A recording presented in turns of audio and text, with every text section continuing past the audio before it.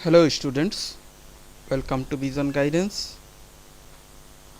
আজি আমি দশম শ্ৰেণীৰ ইতিহাসৰ চতুৰ্থ অধ্যায়ৰ যিটো পাঠ আছে ভাৰতৰ স্বাধীনতা আন্দোলন আৰু অসমত জাতীয় জাগৰণ সেই পাঠটোৰ প্ৰথমটি খণ্ড অৰ্থাৎ দীঘল উত্তৰ প্ৰশ্ন 1, 2 আৰু 3 কৰিবলৈ ওলাইছোঁ। গতিকে এই শ্ৰেণীলৈ মই মুজিবুৰ ৰহমান লস্কৰে সকলোকে স্বাগতম জনাইছোঁ। বলা আমি আজি শ্ৰেণীটো আৰম্ভ কৰোঁ। This slide is all about me. আমাৰ আজিৰ প্ৰথমটো প্ৰশ্ন হৈছে অসমীয়া ভাষা উন্নতি খাদিনী সভাৰ ভূমিকা আৰু কাৰ্যাৱলীৰ বিষয়ে আলোচনা কৰা। আমি যদি এই প্ৰশ্নটোৰ উত্তৰটো চাবলৈ যাওঁ 1888 চনত সেই সময়ত কলিকতাত অধ্যয়ন কৰি থকা প্ৰসিদ্ধ অসমীয়া ছাত্ৰ হেমচন্দ্ৰ গোস্বামী, লক্ষ্মীনাথ বেজবৰুৱা, কনকলাল বৰুৱা, চন্দ্ৰকুমাৰ আগৰৱালা আৰু ৰমাকান্ত গোস্বামীৰ প্ৰচেষ্টাত অসমীয়া ভাষা উন্নতি খাদিনী সভা চমুকৈ অসমীয়া অ বা উ খা সভা গঢ় লৈ উঠিছিল।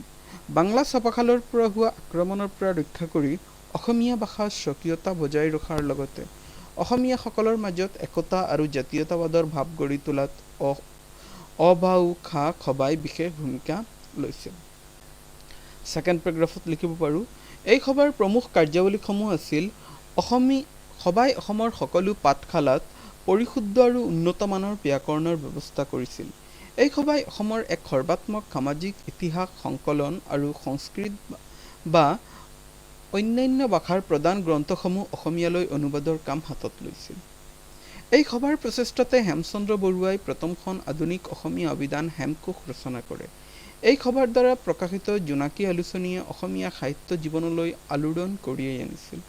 কলিকতাত শিক্ষা সাং কৰি ঘূৰি অহা বহু যুৱকে সভাৰ জৰিয়তে সাহিত্য চৰ্চা অব্যাহত ৰাখিছিল। তেওঁলোকৰ প্ৰচেষ্টাত অসমৰ ভিন ভিন ঠাইত এই সভাৰ শাখা গঢ়ি উঠিছিল।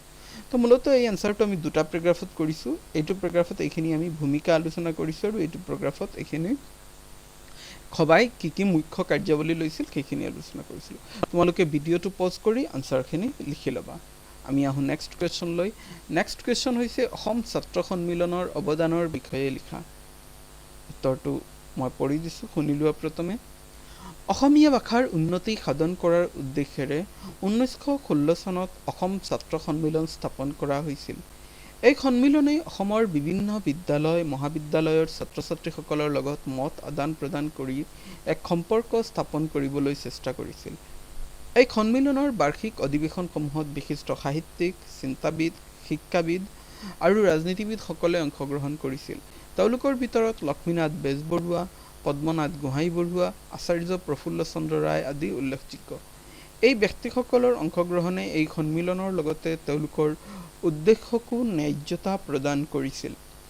আচাৰ্য প্ৰফুল্ল চন্দ্ৰ ৰায়ৰ দৰে প্ৰখ্যাত বঙালী জাতীয়তাবাদী নেতাৰ অংশগ্ৰহণে এই সন্মিলনে যে অসমীয়া ভাষাৰ স্বকীয়তাক তুলি ধৰিব পাৰিছিল তাকে সূচায়। এই সন্মিলনৰ মুখপত্ৰ আছিল মিলন।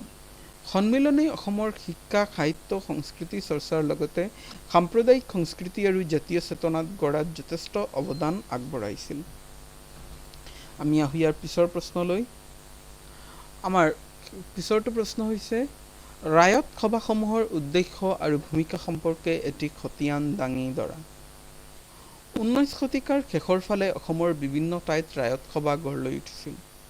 সেই সময়ত প্ৰায় সকলোবোৰ মাটি ধনী ভূস্বামী, যিসকলক জমিদাৰ বুলি কোৱা হয়, জমিদাৰসকলৰ দখলত থকাৰ বিপৰীতে বেছিভাগ কৃষকেই আছিল ভূমিহীন ৰায়ত।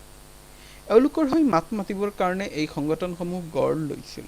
তেওঁলোকৰ মুখ্য উদ্দেশ্যসমূহ আছিল ক গ্ৰেজিং কৰ, চৰণীয়া পথাৰত জন্তু গৰু ম'হ আদি চৰাবলৈ দিবলগীয়া কৰ। ইয়াত পোহনীয়া জন্তু যিবিলাক আছে সেইবিলাকৰ কথা কোৱা হৈছে।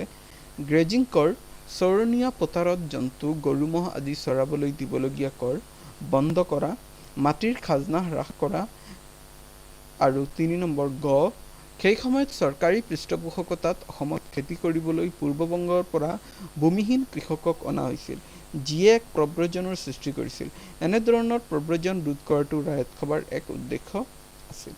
এই সভাসমূহে লোৱা ভূমিকাসমূহ আছিল এনেধৰণৰ। তেওঁলোকে অসমত ব্ৰিটিছ চৰকাৰৰ দ্বাৰা প্ৰৱৰ্তিত নতুন ভূমি নীতি আৰু ৰাজ্য ব্যৱস্থাৰ বিৰোধিতা কৰিছিল। অসমত 50% ভূমি ৰাজহ হ্ৰাস কৰাৰ দাবী উত্থাপন কৰিছিল। ইয়াৰ উপৰিও স্থানীয় পৰ্যায়ত কৃষকে সন্মুখীন হোৱা বিভিন্ন সমস্যা সমাধানৰ উদ্যোগ লৈছিল। তো মূলতঃ এইখিনি হ'ল ৰায়ত সভাসমূহৰ উদ্দেশ্য আৰু ভূমিকা। তো এই ভিডিঅ'ত আমি এই তিনিটা প্ৰশ্নৰ উত্তৰ আলোচনা কৰিলোঁ। এনেদৰেই আমি খণ্ড হিচাপত আৰু প্ৰশ্ন উত্তৰবিলাক দীঘল প্ৰশ্নবিলাক আলোচনা কৰি যাম। আজিৰ ভিডিঅ'ত ইমানেই। সকলোকে ভিডিঅ'টো চোৱাৰ বাবে ধন্যবাদ জনাইছোঁ। সকলোকে চেনেলটো ছাবস্ক্ৰাইব কৰাৰ লগতে ভিডিঅ'টো লাইক কৰিবৰ কাৰণে জনাইছোঁ। ধন্যবাদ।